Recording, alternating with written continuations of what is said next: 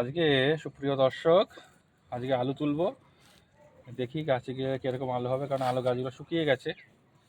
তা আলুগুলো নিতে হবে, কারণ আমার তো ছাদের উপর অল্প জায়গা, বেশি রাখা যাবে না। যদিও আরও কদিন রাখলে আলুটা একটু পুষ্ট হতো, কিন্তু এই কাঁচা আলু এখনই তুলে ফেলতে হবে।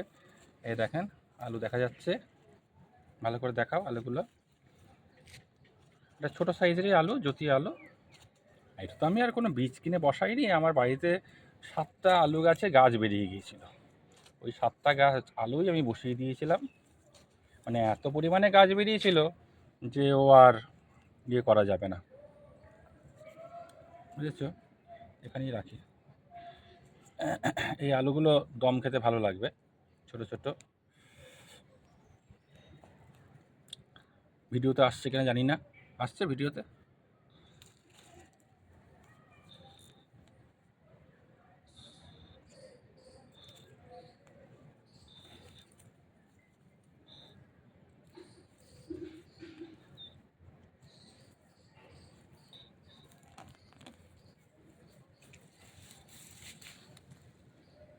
এই আলুর জন্য পেঁয়াজটা ভালো হচ্ছে না, ওই জন্য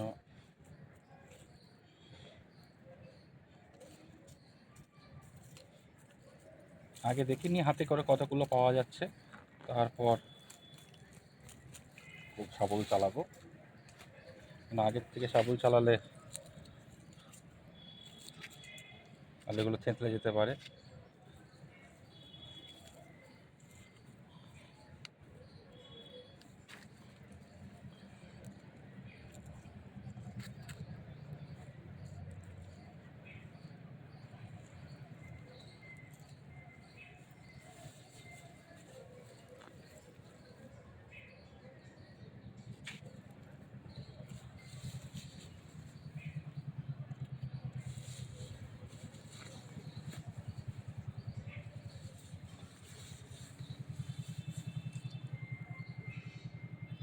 আলুটা একটু বড় হয়েছে।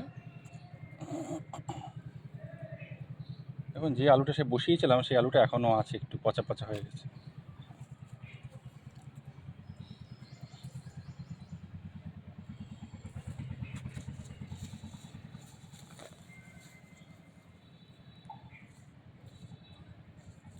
এই দেখুন, যে আলুটা বসিয়েছিলাম সেই আলুটা এখনও আছে।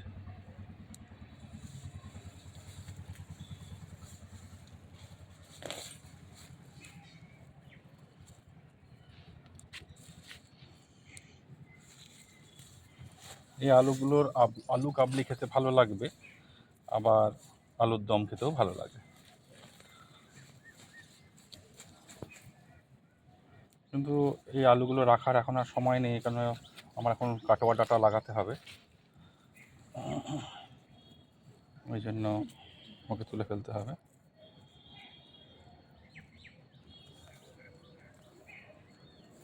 যাক গিয়ে 7টা আলু থেকে তো আর যেই আলুগুলো বসিয়েছিলাম সেগুলো কিন্তু এরকম সাইজেরই আলু ছিল, খুব বড় সাইজের আলু আমি লাগাইনি।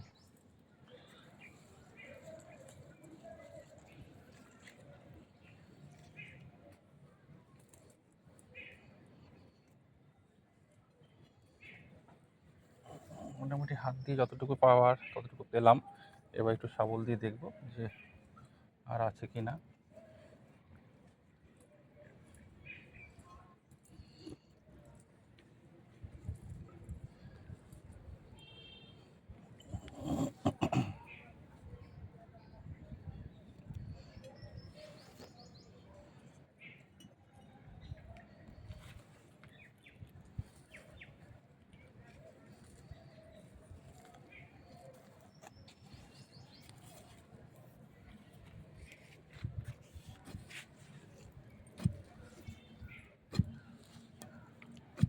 তলায় কোনো আলু সেরকম দেখা যাচ্ছে না, তার মানে যা হয়েছে পুরোপুরি হয়েছে।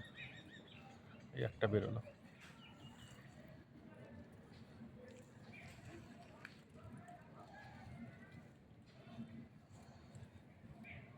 এই দুটো বেরোলো, আবার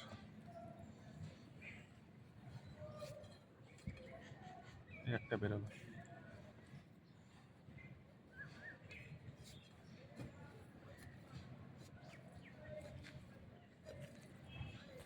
আর একটা বেরোলো।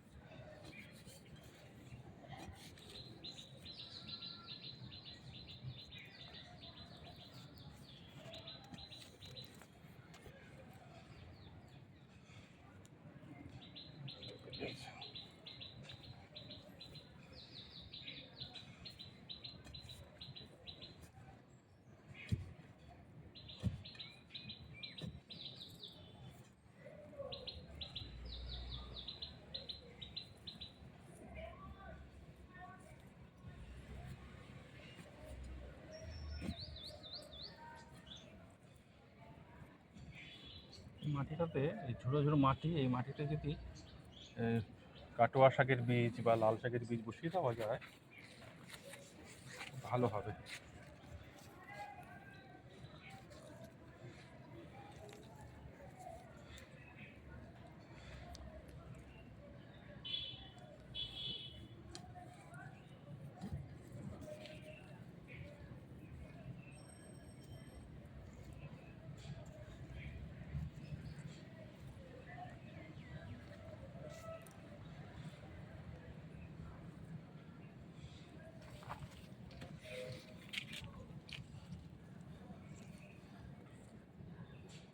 একটা বেরোলো।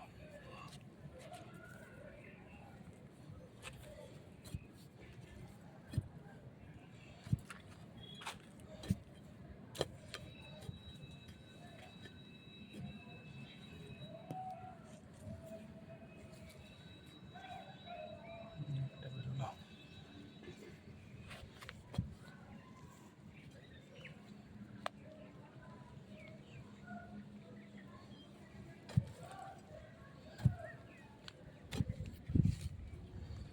আর মনে হচ্ছে নেই, আর থাকলে দু একটা থাকতে পারে, আর খোঁজার দরকার নেই, কেন বেশি খুললে এদিকে আমার পেঁয়াজ গাছের ক্ষতি হয়ে যাবে। দেখা যাক কতদূর হলো, ব্যাগে তুলবো।